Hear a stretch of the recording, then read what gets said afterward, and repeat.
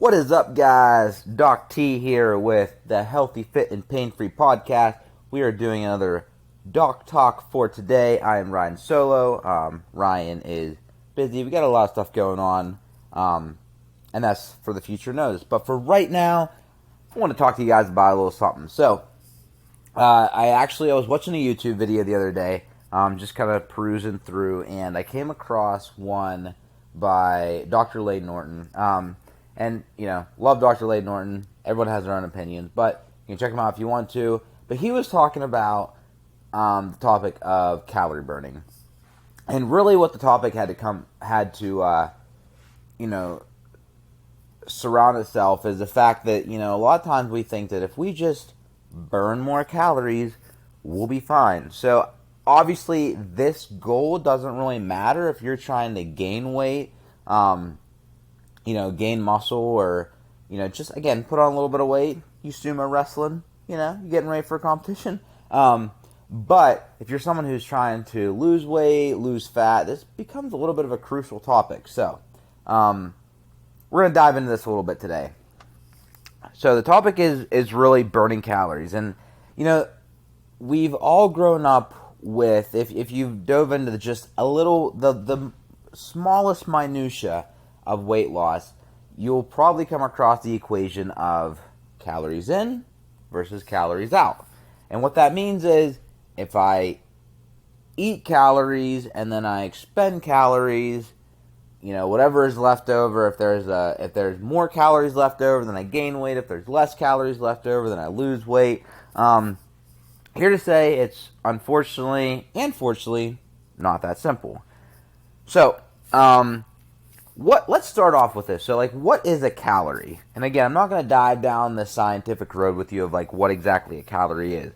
But, essentially, historically, and chemically, the definition of a calorie is a unit of energy or heat to raise the temperature of 1 kilogram of water by 0 to 1 degree Celsius. Okay, that's kind of how they gave calorie a metric. And really, it's the amount of heat or energy potential in food. That's the second definition of it. And when we dive a little bit farther with calories, and a majority of you probably already know this, but I kind of want to, revisit this because people kind of forget. So, when it comes to calories in food, so there are 4 calories per gram of protein.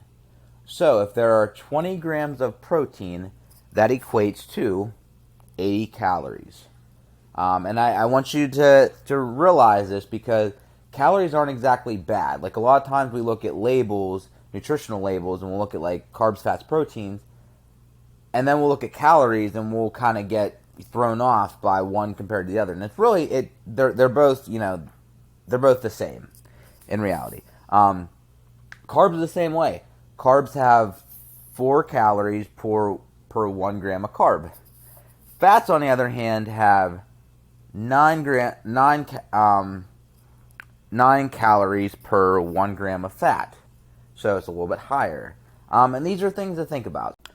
All right, so let me give you an example of how we figure out calories. So again, to make for my sanity, let's make this easy math. So let's say you have something that you eat that has 20 grams of protein, 20 grams of carbs, and 1 gram of fat. So 20 grams of protein, that would be 80 calories that come from protein, and then 20 grams of carbs, again, 4 calories per 1 gram of carb, that's another 80 calories, and then 1 gram of fat, there's 9. So 80 plus 80 equals 169. Just to give you guys a little bit of an idea. Now, let's look at how we burn said calories. So, there's really 3, there's more to this, but more to this, but to keep it easy, 3 systems that we look at. So the first is what's called basal metabolic rate. And what basal metabolic rate is it's the amount of calories burned for vital function. So if you were to wake up one day and you were to just lay there all day in bed, this is how many calories your body burns just to keep you alive. So an example of me, I am a 32-year-old, 6 foot, 215-pound male individual. So on a calculator. Now, there's a lot of different calculators out there. There's some inconsistencies across the board, but let's just say for the sake of this, 1,968 calories, my BMR is 1,968. So that's how many calories I would burn just by, sitting all day. The next thing is what's called NEAT. So NEAT is N-E-A-T. It's an acronym. It stands for non-exercise activity thermogenesis. And what this is this is the energy we consume and what our body burns by doing typical daily activities. This is laundry, this is yard work, this is walking around. This is typically more sporadic activity. If you walked around the office, if you were doing dishes, like your activities daily, like all that stuff is what's considered NEAT. And really, this would also fall, your steps, your daily steps, this would also kind of fall into the category of NEAT. So then there's exercise, and with exercise, it's a little bit more regimented, and it's a little bit more intentional, and we find typically we structure it where there's a high peak of effort followed by a low peak of rest. That's typically how exercise is, and most of the time you burn more calories during this. So, how is this impacted with increased activity, which is the real thing? And so let's use an example. So again, we go back to the old equation of if I just burn a bunch of calories in one day via activity, then I'll be fine, then I'll definitely lose weight. Well, it's not exactly how it works.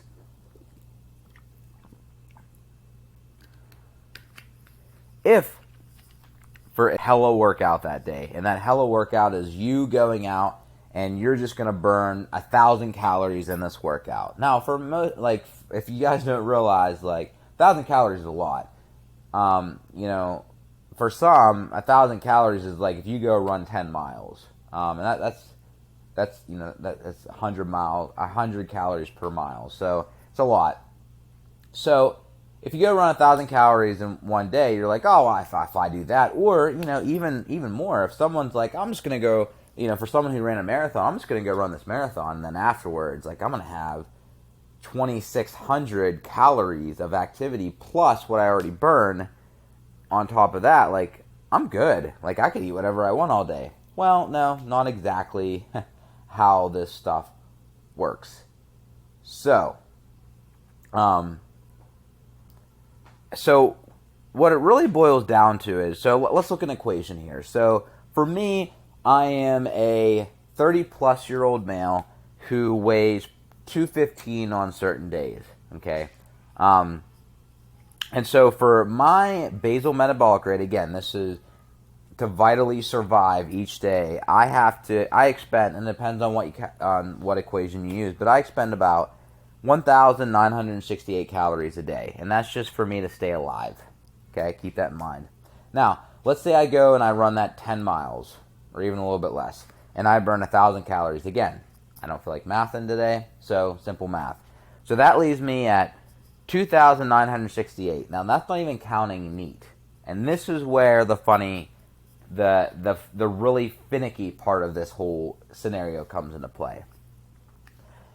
If I wake up and I have maybe one or two meals, rest myself up, I'm about to have this big 1,000-calorie burn workout, and I do that, for the rest of the day now, my body is smarter than me. And this isn't just me saying this. This is, again, what Lane was addressing in the video, was the research behind this. So what will happen is we will actually, your body will, our bodies are smarter than us. Our bodies do not care how we look naked. Our body doesn't care if we have a six-pack. Our body doesn't care if our booty is popping. Our bodies care if we wake up the next day and we survive. And so what happens is whenever we have that big workout of 1,000 plus calories or whatever, our body's like, all right, that's the energy that we could have used to survive, so we got to do something else here. So again, back to the example. My BMR is 1,900 plus, and then I burn 1,000 calories exercise. So there's 2,900 plus calories that I burned already in the morning from that workout. Now what happens is, and I can totally attest to this because I've had this happen before, is the rest of the day I am shot. I don't want to do anything. My body is sore. I'm tired. I'm fatigued. I want a nap or two. And so what happens is you just lay there. You don't do much unless unless you're working that day. You're being sedentary most of the day, and that's not necessarily the fact that you worked hard. That is your body trying to pull back on your calorie expenditure for the rest of the day so that you survive. And that is where NEAT comes into play. And so what will happen is, again, remember NEAT is the non-exercise activity thermogenesis. And what that is that is your body, if you are so fatigued, your body is going to say, well, we don't have that much energy. So he wants to go do laundry.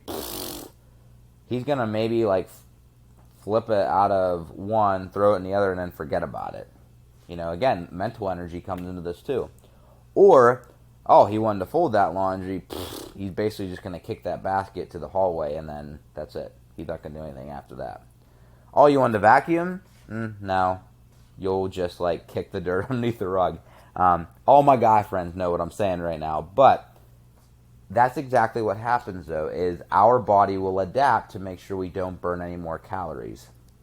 And so I'm bringing this back around full circle in the fact that, we like to think calories in versus calories out if we have these big workouts. But we've come across the old adage of you can't outwork a diet. You can't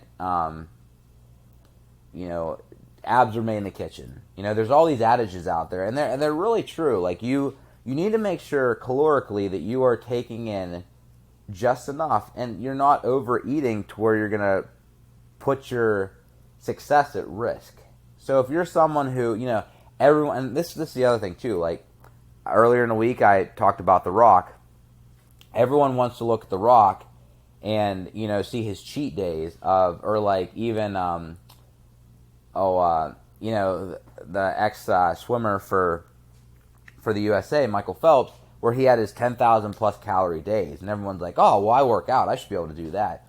Well, no, you can't really do that, because what happens is, even if you work out hard, is your body is going to eventually compensate for that, and then all that calorie is just going to be excess. So really bring this full circle back around is, for one, and Lane addressed this in the video, but, I've talked to Andrew, our case-specific nutrition that we're good friends with, and, we're good partners with. Andrew's brought this up before too. As long as you are getting in your 8,000 to 10,000 steps a day, and Andrew even goes up as high as 12,000 steps a day for your quote-unquote NEAT. As long as you're hitting that, you're keeping your calories reasonable, and then you get exercise in, you'll be good. What people tend to do is, and I've heard this from so many people in my life, is, well, I only work out because I like to eat bad food. Well, I'm sorry, it doesn't work that way. You can't outwork your eating habits. And so just remember, coming back full circle, Ryan and I always talk about the three big takeaways from this. So the first big takeaway is, remember that you have three caloric eating activities throughout your day. So the first one is your basal metabolic rate to keep you alive. The next is your non-exercise activity. That's just things you do throughout your day. And then there's exercise. In addition to that, just realize that, you can't outwork your eating. So you need to make sure that your calories are in play. Now, this goes both ways. It's very easy for you to actually eat too little. So let's say we're not even exercising that hard. Let's say, instead of that 1,000 calorie burn workout session, we only burned 200.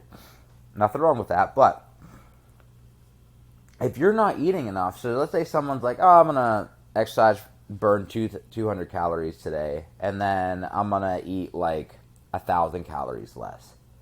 Well, no, it doesn't work that way, because again, the body doesn't know what you're doing. The body just wants to survive, so it's going to counteract that, and it's going to, again, slow down your activity throughout the day. And it might not, and here's another thing to think about. So here's takeaway number 3. Takeaway number 3 is to realize that it might not even be that day. If you wake up, because the way our body works is our body, by the time we sit down at night, go to sleep at night, is where our body understands, like, this is where we are right now in time. This is where we are in space. This is how we actually feel and how we're recovered. There's been days that I've been like, oh, I feel pretty good today. Like, I had a good workout. I had a lot of activity. Then I woke up next morning and I felt like absolute trash. And that is my body telling me, you did way too much yesterday. Let's take it easy today. And that's the other thing to remember is, you know, you might not feel it that day, but the next day might be a good idea for you to slow it down a little bit. So again, remember, there's a lot more to calorie burn than just calories in versus calories out. Even as Lane mentioned, there's a study that this might even be why, like, some obese people have a hard time losing weight. Because if you just sit there and you just keep doing more and more activity, your body is going to hold on to that much more. So, anyhow, guys, this is Doc T coming at you again. Inner Strength Health here. We are located at 203 Hershinger Road in Coraopolis. We are actually pretty much located in Robinson, right below the hill of the Outback Steakhouse and the Robinson Mall. We also are partnered up with, as I mentioned, Case Pacific Nutrition. Case Pacific is great. They're in-house. They are here to help you with more of your medical needs as far as nutrition, but they will also keep you on track to make sure that basal metabolic rate, that NEAT, and that exercise calorie burn is right where it needs to be. Inner Strength is here to help you to get back to doing the things you love with the people you love. If you have any questions, you can visit us at innerstrengthpgh.com. I am Dr. Tyler here, and look forward to seeing you guys down the road. Love y'all.